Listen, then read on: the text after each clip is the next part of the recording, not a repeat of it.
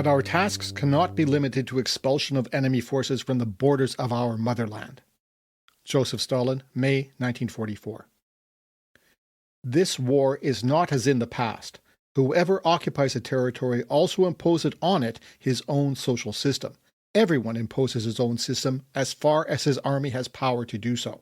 It cannot be otherwise. Also Joseph Stalin in April 1945.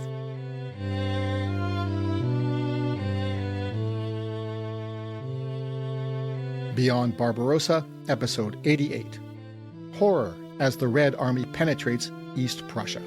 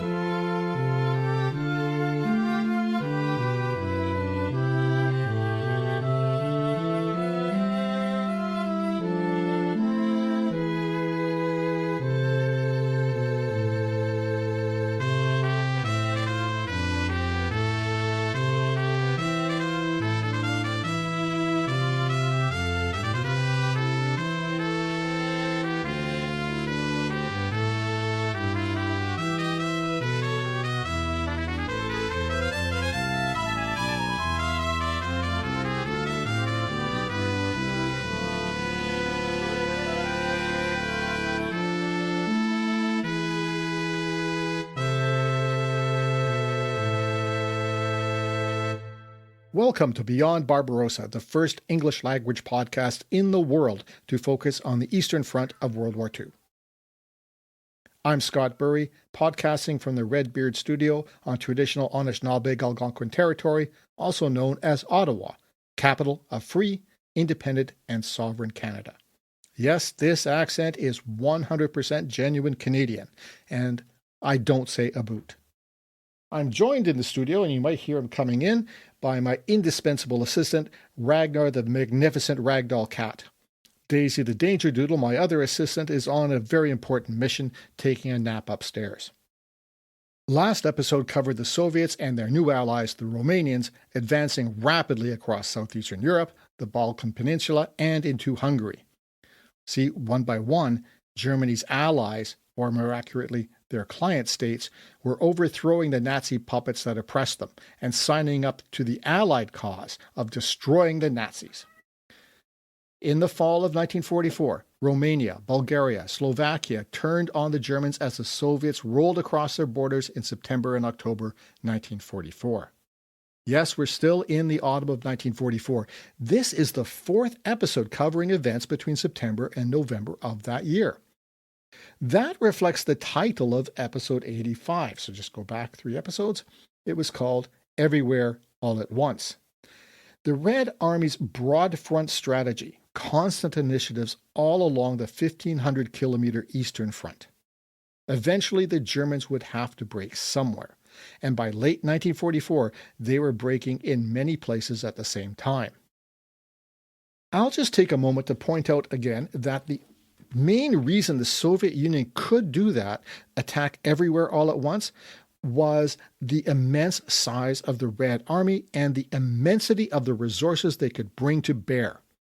By this time, the armaments factories the communists had dismantled in 1941 as Operation Barbarossa stabbed deep into Russia, they were reassembled in the Urals and other points beyond the range of German bombers. In 1944, they were producing at full capacity, or even more. Tens of thousands of tanks and guns, millions of tons of ammunition, warplanes, and more. The other enabling factor, though, that was just as important, was Lend-Lease. Supplies of millions of tons of food, hundreds of thousands of jeeps and trucks, locomotives, tanks, steel rails, and more, mostly from the U.S., but also from Britain, Canada, and elsewhere. As Angus Wallace said in episode 79, the Red Army would not have been able to advance as far as fast as it did in 1943 and 1944 without all those American jeeps and trucks.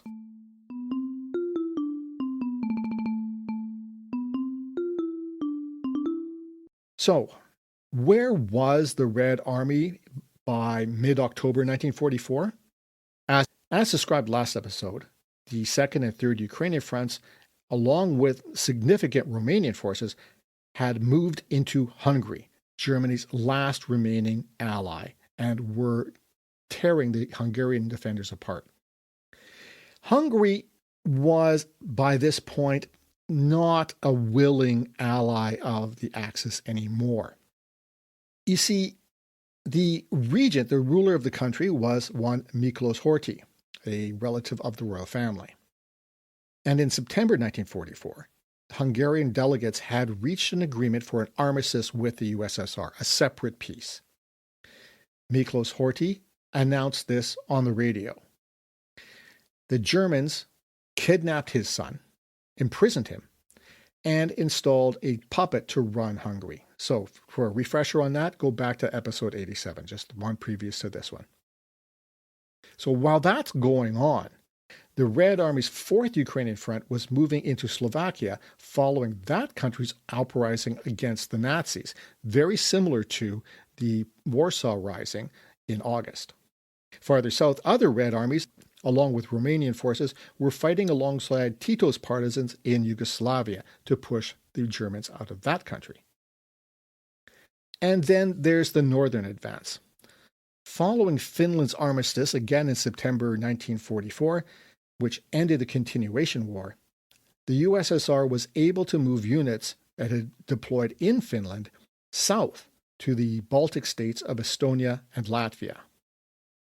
The Memel offensive was stalled by October, but it still trapped significant and prestigious, or notorious, German divisions in two pockets: 200,000 in Courland in western Latvia, and 2 corps, the 40th and 48th, at Memel, now called Klaipėda, Lithuania, at the mouth of the Niemen River. These trapped forces included the Großdeutschland Panzer Grenadier Division and part of the Kriegsmarine, the German Navy. They'd be isolated, ineffective, unable to participate in the so-called defense of Germany until the end of the war the following May. You can see the situation in Map 1 on the webpage for this episode. 2 episodes ago, number 86, included a first-hand account from one of the Red Army soldiers in that situation. It was not fun.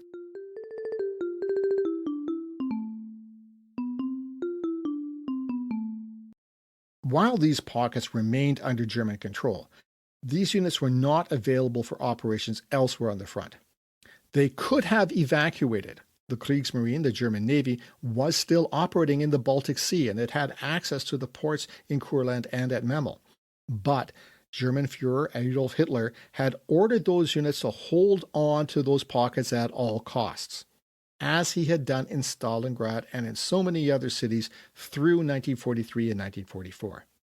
You'd think he'd have learned a lesson from the catastrophic failures every single time. But no. The thing about Memel, what makes it different or special compared to all those other special cases, it's on the Niemen River, south and west of that storied waterway, East Prussia, and the legendary fortress of Konigsberg, Germany. Crossing that river would bring the Red Army into the heartland of German militarism. That's what we're going to look at today, the Red Army's penetration into the homeland of their enemy, and at what they did there. Now, to help set the scene, here's a short, quick version of our regular feature,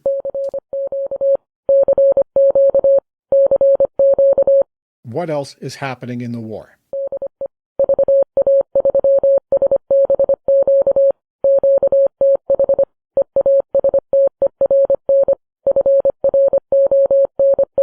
In short, the Axis is collapsing. Take a look at maps 2 and 3, which show the advance of Allied forces in Europe and the Pacific, just in the month of October 1944. In Europe, the Western Allies have liberated almost all of France and Belgium and are on the Rhine River. They are attacking Aachen in southwestern Germany and have captured Metz, the first German city to fall to the Allies. The Allies have also liberated most of Italy and are using Italian air bases to bomb Austria and Bavaria. Meanwhile, British forces are helping the Greeks to push the Germans out of that country. In the Pacific, the Allies, primarily the Americans, but as well as the British and Australians and other Commonwealth forces, have destroyed huge amounts of Japanese forces in islands of the Pacific and have returned to the Philippines. In India, the British, Indian, and Commonwealth forces have pushed the Japanese away from the Burmese-Indian border and are destroying Japanese occupiers in Burma. Meanwhile, the Americans are bombing the Japanese home islands, including Tokyo. But there will be a lot of fighting left to do in the Solomon Islands, Papua New Guinea, and the Philippines before the war is over.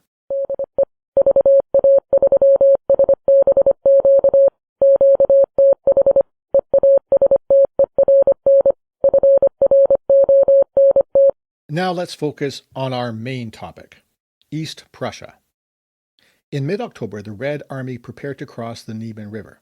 Stavka, the Soviet High Military Command, ordered the 3rd Byelorussian Front, commanded by General Ivan Chernyakhovsky, to move into East Prussia. Now remember, the term Byelorussian did not mean that all the soldiers were necessarily from Byelorussia or Belarus. It meant that that was the area they were largely located in when the name was applied. Before 24th April 1944, it was known as the Western Front. And you know this, a front is a group of Soviet armies. The 3rd Byelorussian Front comprised the 11th Guards Army. Guards is an honorific given to a unit that had distinguished itself in some way, as well as the 5th, 28th, 31st, and 39th Armies, plus the 2nd Guards Tank Corps and the 1st Air Army. In total, 377,300 soldiers, each unit fully equipped with tanks, assault guns, anti-tank weapons, and aircraft. Even with this complement of men and materiel, penetrating East Prussia would not be easy. Evan Mawdsley describes the prospect this way in Thunder in the East, the Nazi-Soviet War, 1941 to 1945. The Soviet General Staff had considered offensive operations here before the war in 1940 to 41. At that time, the General Staff had been unenthusiastic about this axis of attack, believing that it compared unfavorably with southern Poland. The terrain was difficult, there were elaborate German fortifications, and it was believed the Germans would fiercely defend an historic part of their country. End quote.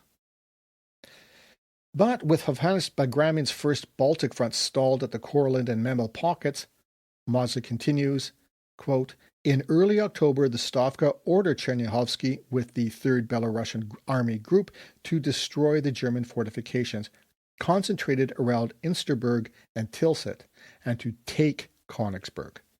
End quote. The goal was to get into Germany, destroy forces in the city of Tilsit, and then capture the almost legendary fortress of Konigsberg, founded in the 13th century by the Teutonic Knights. It was, and it continues to be, a formidable military installation, but also in 1944 a profound symbol, the heart of Prussian militarism. The attitude of the old Prussian military nobility, idealized by the Nazis and carried on by German generals like von Bock, von Brauchitsch, Kluge, Reichenau, Guderian, and Rommel, among others. So Konigsberg would be, and was, a great symbolic as well as military prize for the Soviets. By the same token, it would be fanatically defended by the Germans. And they did defend it. As the Red Army advanced across Estonia, Latvia, Byelorussia, and Poland, the Germans added to the already existing defenses of the old border. According to Antony Beevor's comprehensive book, The Second World War, quote, to complement the West Wall on Germany's western border, an Ostwall was ordered. In East Prussia, most of the adult population, male and female, were dragooned by Gauleiter Erich Koch and his Nazi Party officials into digging defenses. The army was not consulted, and most of these earthworks were entirely useless. End quote. The German defenders, the military forces there, were the so-called battered remains, as more than one historian described them. parts of the German Fourth Army and the Third Panzer Army that had been retreating across the Baltics. Battered, reduced after Operation Bagration in the summer and the offensives of the fall, they were still powerful and dangerous. The 3rd Panzer Army comprised the diminished 9th Corps and 40th Panzer Corps, each with fewer battalions and thus fewer personnel than on paper. The 4th Army was in even worse shape. 3 of its 4 divisions were freshly raised, hastily trained, and poorly equipped Volksgrenadier divisions. These were new troops raised when Adolf Hitler ordered all surviving men not already in the military from age 16 to 60 to join the Volkssturm militia. And each division had only 6 battalions instead of the Wehrmacht standard 9. To make the best of a bad situation, the Germans organized these battalions around a small core of veteran troops and officers, who could then lead and perhaps be examples for the Volkssturm conscripts.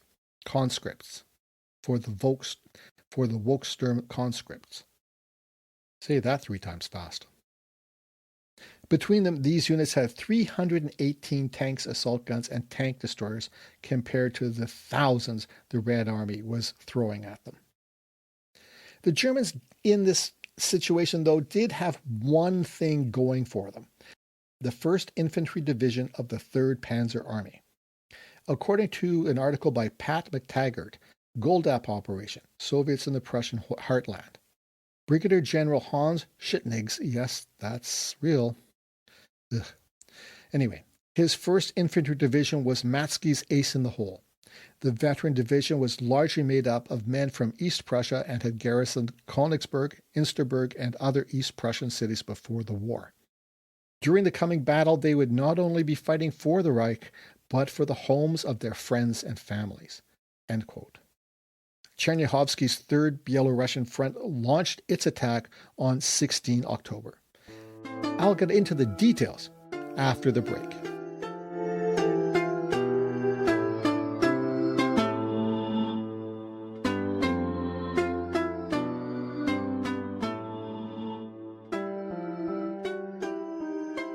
As Scott elegantly describes in each episode of Beyond Barbarossa, the war on the Eastern Front was truly gargantuan, both in terms of its geography and its destructiveness. But given that there is so much territory to cover, and that so many millions of men were involved in the fighting, it's perhaps inevitable that some battles from the Eastern Front get overlooked. I'm David Sumner, and I'm the host of Europe at War, a weekly podcast exploring lesser-known battles and stories of the Second World War, with a particular focus on the Eastern Front. From the drama of thousands of trapped German soldiers and terrified civilians attempting to break out of the Halbe pocket, to the unexpected and blistering counterattack launched by German forces on the Red Army during the Battle of Bautzen, many of the Eastern Front's most dramatic battles, particularly those which happened towards the end of the war, have long been neglected by historians, and their stories have remained untold until now. So to hear these incredible tales from the Eastern Front and more, check out Europe at War, available on all podcast platforms. Thank you. Now let's get back to the show. Hi, Scott here. I hope you're enjoying this episode and that you get a lot out of the whole podcast. If you do like it and you want to help me keep it going, please give it a rating or a review on Apple, Google, Amazon, Podbean, or whatever podcasting platform you listen to it on. That helps let other people know about it. Patreon's another way you can support the podcast, my research, and podcasting expenses. All you have to do is go to patreon.com/beyondbarbarossa and sign up at whatever level of support you choose. Patreon supporters get early, ad-free access to new episodes, as well as exclusive bonus episodes on topics like the Winter War between the USSR and Finland and the pre-Barbarossa invasion of Poland by Nazi Germany and the Soviet Union in 1939. Check it out, won't you? Just go to patreon.com/beyondbarbarossa. Thanks.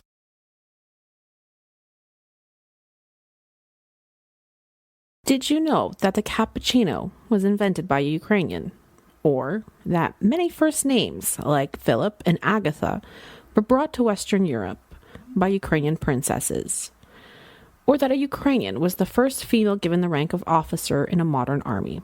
Well, if you didn't, and even if you did, you can learn more on my podcast, Wandering the Edge, a podcast about Ukrainian history with a spot of travel, and all in English. And if you like Beyond Barbarossa as much as I do, because, well, it makes my life a whole lot easier since I don't have to do any episodes deep diving into the Eastern Front of the Second World War, please take a listen to Wandering the Edge for a deep dive into Ukrainian history, culture, and traditions. Find out more on wanderingtheedge.net. And now let's get back to Scott exploring and explaining the Eastern Front of the Second World War.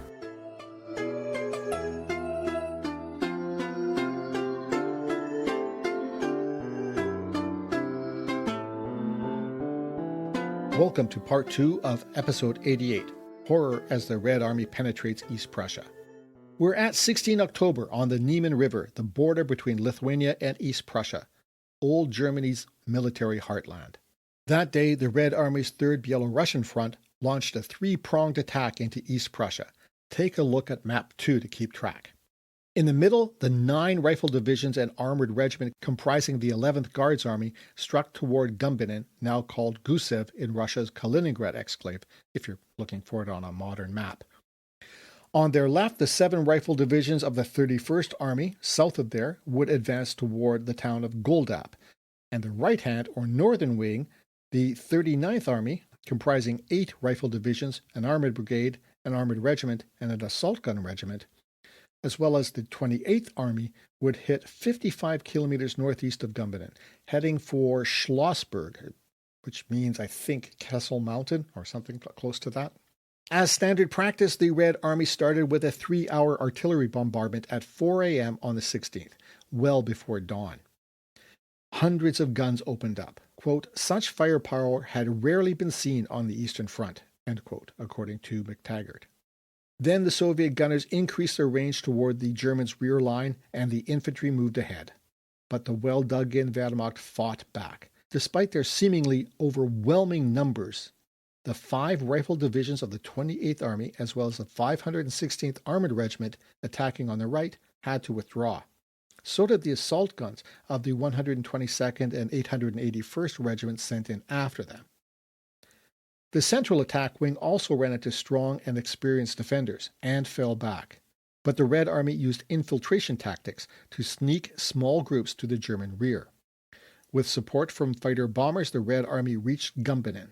By the end of the first day of the attack, they had advanced 11 kilometers or about 7 miles. The next day, October 17th, the 31st and 38th Armies moved forward on the left and right flanks, but hit heavy resistance. They needed 4 days to penetrate the Germans' first line of defense. They brought in the 2nd Guards Tank Corps from reserve to break through the second line of defense, and they accomplished that, but with extremely heavy casualties. On the 20th, as Pliev's cavalry group was working to encircle the 8th Army in Hungary, the 11th Guards Army and the 2nd Guards Tank Corps broke through east of Gumbinnen in East Prussia. The German defenders, including units of a panzer division named after the head of the Luftwaffe, or German Air Force, but I will not repeat his name because he doesn't deserve it, as well as the 18th Anti-Aircraft Division, held the Soviets off long enough to bring in reinforcements. Those were the 5th Panzer Division and the Tiger IIs of the Heavy Tank Detachment 505, and together they retook the city of Gumbinnen, or Gusev. On 21st October, the 2nd Battalion and the 25th Guards Tank Brigade of the 2nd Guards Tank Corps captured the town of Nemmersdorf, now called Mayakovskoye, 13 kilometers southwest of Gumbinnen. The Germans counterattacked, and the Soviets withdrew eastward across the small Rominta River overnight. The next morning, the returning Wehrmacht forces discovered an atrocity. Red Army soldiers had killed civilians sheltering from the fighting. More than that, they had raped German women and girls before killing them, and often mutilated their bodies. Now, you might think this was German propaganda, and German propaganda got involved. However, The Germans actually organized an international commission to investigate. Members came from neutral countries like Sweden, Switzerland, and, get this, Spain, which was, of course, at the time under the phalangist or fascist thumb of Francisco Franco. Anyway, this commission found dead females aged 8 to 84 who had been raped, then killed, and their bodies often mutilated. They also found that Soviets had murdered French and Belgian prisoners of war in a camp in the area. The Germans also reported finding a man pinned to a barn floor by a pitchfork through his throat. They also reported crucified men and women, murdered children, even babies. Nazi propaganda went into overdrive, taking photos of naked women nailed to posts and barn doors in crucifixion poses. And the propaganda had a profound impact, even though it wasn't always what the propagandists had in mind. While it may have spurred some Germans to greater efforts in building defenses or resisting the Soviets, it also prompted thousands to flee, or at least try to. And then there's this, quoting again from Antony Beevor. "You know the Russians really are coming in our direction," wrote a young mother. Quote, "So I am not going to wait. Instead, I will choose to kill myself and the children." End quote. Reinvestigations after the end of the war found that much of the report had been exaggerated and embellished, and some of the crucifixions had taken place in villages other than Nemmersdorf. Still, the atrocities had been committed. A number of sources cite Russian soldiers as saying that such atrocities were payback for similar horrors committed by Germans on their people from 1941 to 1943. So, that means both sides, Germans and Soviets, committed atrocities at different times in the war. Now, I've heard from a listener who says that there is no moral equivalence between the Nazis and the communists during the war, in saying that the Nazis were far worse. I have to say I respectfully disagree. Members of both armies committed truly horrifying atrocities, sanctioned by their high commands, to a scale never seen before. Both sides were commanded by brutal, ruthless dictators, tyrants who were ready, even eager to kill opponents and dissenters, and who did so with terrifying regularity and scale. Both murdered millions of their own people to preserve their own authority. But this podcast is not about deciding which side is worse. I don't even know how you could decide which side was worse, how you would measure it or quantify it. I'll leave that up to you, my listeners. My goal in this podcast is to inform, to clarify for a Western audience raised on Hollywood films that this was the biggest part of the Second World War in Europe, that is, the Eastern Front. I hope I'm accomplishing that. Let me know. Tell me if you're learning new things from this episode. What was the result of all this horror? The Gumbinnen Operation, which is what the Soviets called it, for all its size and ambition and the horrors inflicted, ended with another Red Army defeat. They captured Gumbinnen on 22nd October, but the aforementioned 5th Panzer Division and Heavy Panzer Detachment 505 with Tiger II tanks recaptured the city 2 days later. The Germans brought in more reserves, including the 102nd Panzer and Führer Grenadier Brigades, which retook the town of Goldap, the southern sector of the Red Army's operation. Fighting continued in that sector, and on 28 October, the 31st Army captured Goldap for the second time. The 5th Panzer Division then pushed the Red Army completely out of East Prussia by 3rd November. After 3 weeks of intense fighting and significant war crimes, the front lines were back where they started. But 23,000 men were dead or missing, not including the civilians. Another 72,000 military men suffered wounds. The Red Armies lost 914 tanks and assault guns, the Germans 115. Investigators could verify 74 German civilians being raped, tortured, and killed, and then often mutilated. Men, women, children, plus 50 French and Belgian prisoners of war murdered. What a stupid, waste. What an evil war is. I think that's enough for now, everyone. Let's, after this signs off, let's do something uplifting. Thank you for listening to Beyond Barbarossa, the podcast about the Eastern Front of the Second World War. As usual, I put maps and photos related to this episode on the webpage, beyondbarbarossa.podbean.com. Then click on the title for this episode, Horror as the Red Army Penetrates East Prussia. You can click on the graphic that will open up in your web browser the actual audio and start playing the audio, which is fine if that's how you want to play it. Another way to listen to the audio is by going to my website, writtenword.ca, and then click on the button for the podcast in the top banner. I want to thank all who have supported the podcast through Patreon. Patreon supporters get early ad-free access to episodes with images and maps, as well as the occasional bonus episode. Until all Ukrainian refugees can return home safely, your financial support goes to charities that help Ukrainian refugees. Episode 84, A Promise Fulfilled, is a conversation with the executive director of the first recipient of this support.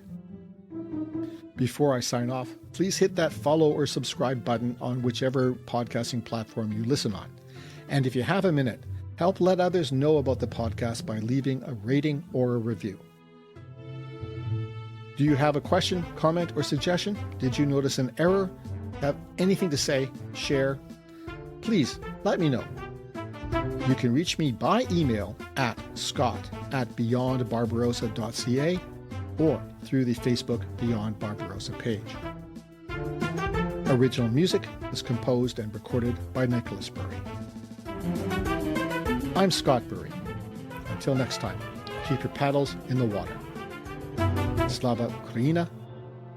Viva le Canada.